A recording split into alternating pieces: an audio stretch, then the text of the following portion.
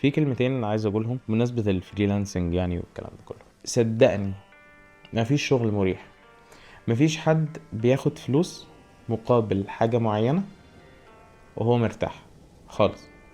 المدرس مش مرتاح، الدكتور مش مرتاح، المهندس مش مرتاح، اي حد شغال في اي مكان فهو مش مرتاح، علشان ده شيء طبيعي.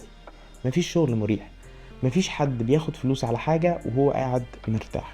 حتى لو انت شايفه شكلا ظاهريا هو مرتاح، اللي هو يعني مثلا قاعد بيشتغل من البيت، قاعد تحت التكييف، كل الاسباب اللي انت من وجهة نظرك شايف ان هو مرتاح علشانها، فهو مش مرتاح.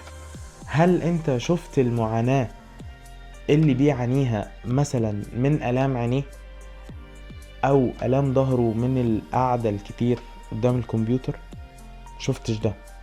طيب هل شفت اوقات ان هو بيطبق يوم او يومين او يوم ونص على بروجكت علشان يسلمه في مواعيده؟ يعني انت ما شفتش هو بيعدي بايه في كل ده، انت بتشوف اللقطة الاخيرة بس.